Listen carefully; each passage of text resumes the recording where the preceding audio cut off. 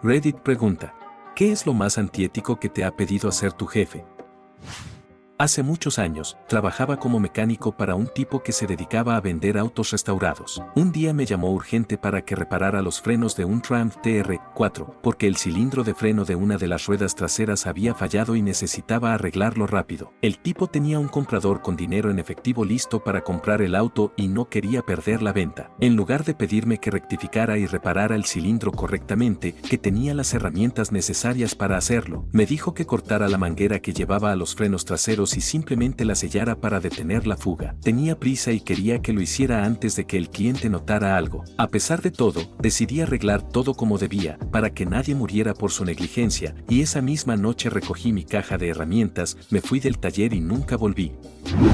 Mi exjefa en Dollar Tree tenía unas peticiones bastante extrañas. Cada noche, después de que cerrábamos la tienda, me obligaba a llevarla al banco en mi coche. Una vez llegábamos, me decía que estacionara exactamente a 3 metros del cajero automático y que me quedara ahí esperando hasta que terminara con lo que tuviera que hacer. No importaba lo que estuviera haciendo, ya fuera que pagara alguna factura o hiciera algún trámite, yo tenía que quedarme allí. Pero lo más raro de todo fue lo que me dijo una vez que me advirtió sobre la seguridad. Si alguien intentaba acercarse corriendo mientras ella estaba en el cajero, me pidió que lo atropellara. No solo eso, sino que también me dijo que hiciera lo mismo si algún transeúnte se acercaba lo suficiente como para golpearla. La verdad es que lo decía con tal seriedad y convicción que no supe si reírme o preocuparme. Era increíblemente tajante al respecto y no dudaba en repetirlo cada vez que íbamos. Para ella, la seguridad en ese momento era lo único que importaba. Fue mi primer trabajo después de graduarme de la universidad y, como era de esperarse, estaba un poco nerviosa. El jefe, un tipo bastante serio, me llamó a su oficina el primer día y me pidió que me sentara junto a su hija mientras ella hacía un examen en línea. No entendí muy bien de qué se trataba, pero él me explicó que tenía que asegurarme de que aprobara. La chica, que no parecía tan interesada en el examen, apenas estaba prestando atención, y yo solo pensaba en cómo me habían dejado esa tarea. La verdad es que la situación era un poco rara. Yo, ahí sentada junto a alguien que no conocía, tratando de darle ánimos mientras ella respondía a las preguntas. El problema era que, a medida que avanzaba, me daba cuenta de que no estaba entendiendo nada de lo que estaba pasando en la prueba. Lo peor es que, si yo no hubiera estado ahí, no habría pasado el examen. Estaba tan distraída que ni siquiera leía bien las preguntas, y la verdad es que terminé dándole un par de respuestas por debajo de la mesa. Al final, aprobó y el jefe se mostró muy agradecido, aunque yo sabía que había sido más por mi ayuda que por su esfuerzo.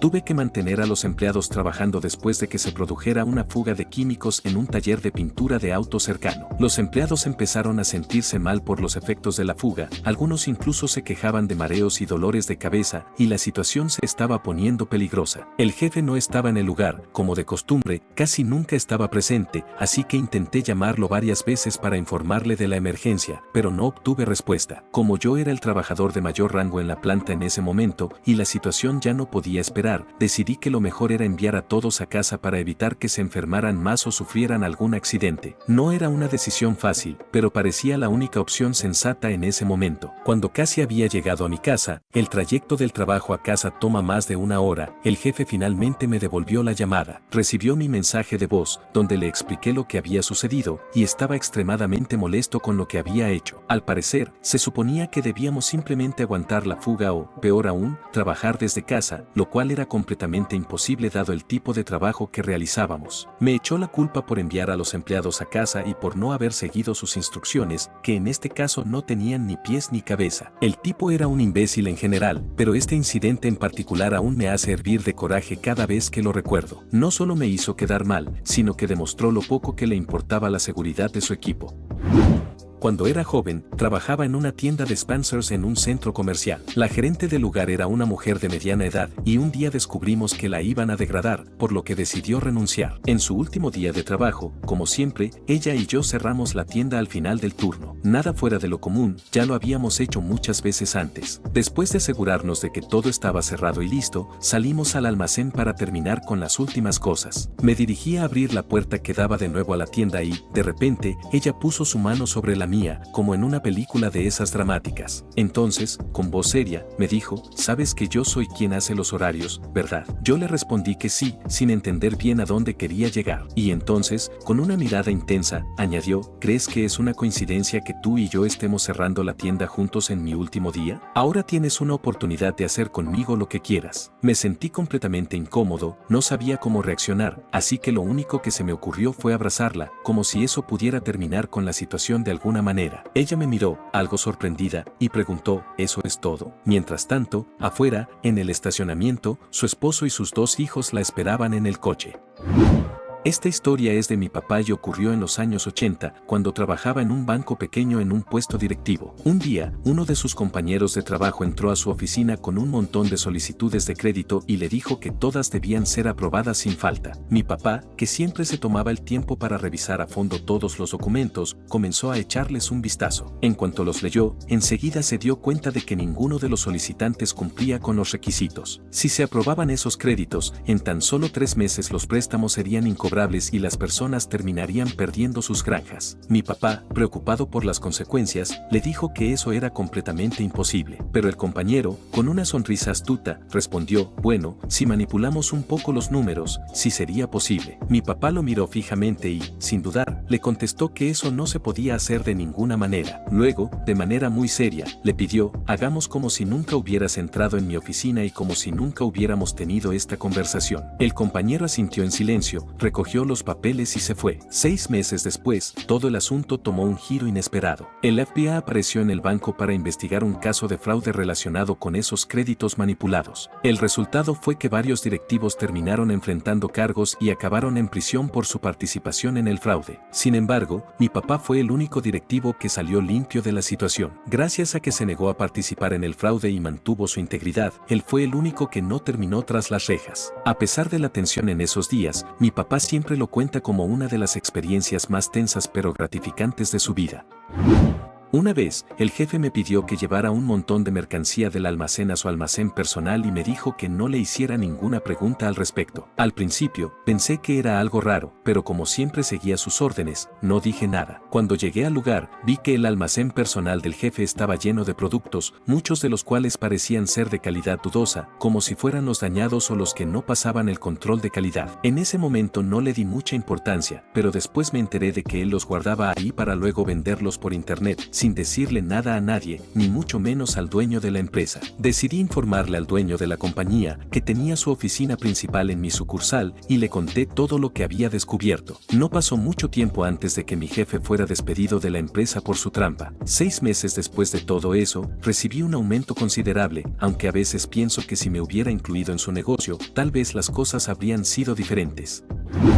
Mi gerente intentó obligarme a falsificar informes para los federales, específicamente unos documentos financieros que claramente estaban manipulados. Me lo pidió de manera tan directa que no me dejó mucho espacio para dudas, pero mi respuesta fue rotunda, me negué completamente. No quería estar involucrado en ese tipo de problemas, así que le dejé claro que no lo haría. Poco después, las cosas se pusieron feas para mí. El gerente empezó a hacer todo lo posible por ponerme en una posición difícil, y al final tuve que dejar la empresa. Me habrían despedido de todos modos, ya que me habrían culpado por esa basura manipulada que él había hecho, así que decidí irme por mi cuenta. A pesar de todo lo que pasó después, nunca me arrepentí de haber mantenido mi postura. A veces pienso en lo fácil que hubiera sido seguirle el juego, pero sabía que las consecuencias podrían haber sido mucho peores.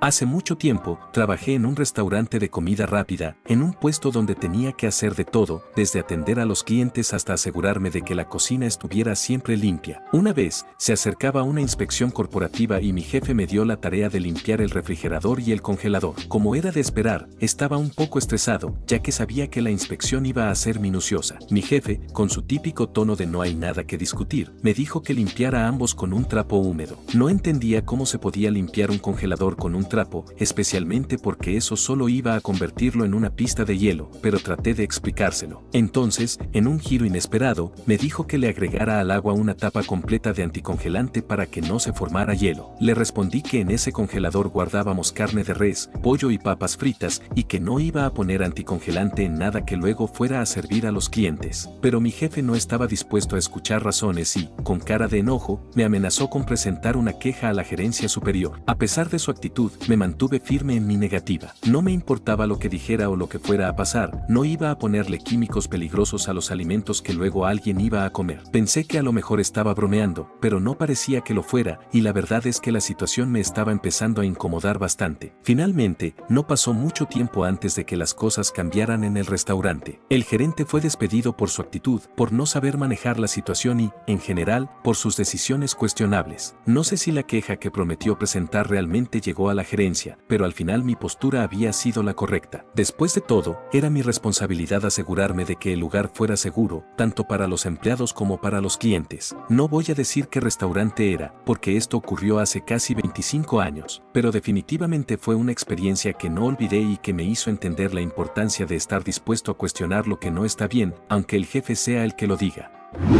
Entre mis trabajos principales, trabajaba a medio tiempo en una fábrica. Trabajaba en turnos nocturnos de 12 horas, fabricando garrafas de plástico para combustible, así como botellas para blanqueadores y otros productos químicos. Para ese entonces, llevaba alrededor de 2 semanas trabajando en la planta. Una vez, salí a tomar un descanso y me estaba parando con unos chicos del bloque vecino. De repente, vi como uno de los trabajadores presionó el botón de parada de emergencia y abrió las puertas de seguridad. Quería quitar una obstrucción de la máquina en la que estaba trabajando. El hombre desatascó la obstrucción y la máquina, que no debía moverse después de haber sido apagada, de repente decidió terminar su ciclo de trabajo y golpeó al operador en el pecho. Logré sacar al trabajador de la máquina y presionar el botón de emergencia para que el jefe del turno nocturno supiera sobre el problema. El supervisor fue el primero en entrar, entró en pánico y corrió a buscar al gerente. Cuando entró este último, le pregunté si ya habían llamado a la ambulancia. Ellos me miraron como si fuera un extraterrestre y me dijeron que nos tenían prohibido llamar a la ambulancia porque eso podría llevar a una inspección por parte de un representante de seguridad y salud en el trabajo. Les dije que entonces llamaría yo mismo a la ambulancia y llamaría al especialista de seguridad en el trabajo, ya que el anciano herido estaba sufriendo mucho y tenía un dolor intenso al respirar. Y esos idiotas no querían pedir ayuda. Llamé yo mismo a la ambulancia y, como especialista cualificado en primeros auxilios, les expliqué detalladamente lo que había visto. También le conté al médico de la ambulancia que la dirección no quería llamar a los médicos por miedo a una inspección de seguridad y salud en el trabajo. El anciano tenía 3 costillas rotas y una fractura compleja, en la que un fragmento de costilla se había desplazado hacia la cavidad torácica, lo que podría haber causado la muerte. Le di mis datos de contacto por si el anciano quería demandar a esos idiotas con los que trabajaba, y después me fui a casa. Al día siguiente, me llamó una chica de la agencia de empleo y me dijo que la empresa no quería que regresara al sitio. Ella me preguntó cuál podría ser la razón de esa decisión, y le expliqué que una máquina había aplastado al hombre mayor, pero la dirección no. Ellos no querían llamar a una ambulancia para él. Tuve que brindarle primeros auxilios porque no tenían un médico calificado en el sitio. Ella me preguntó si podía llamarme más tarde, y yo respondí, sí. Un par de horas después me volvió a llamar y me dijo que habían sacado a todos los empleados de su agencia del sitio, y luego ella misma llamó a la oficina de seguridad y salud en el trabajo. Debo decir que esto me sorprendió bastante. La buena noticia es que el anciano sobrevivió. La empresa fue multada por varias violaciones de las normas de seguridad laboral y estuvo cerrada durante 4 meses hasta que pusieron su equipo en el nivel de seguridad adecuado.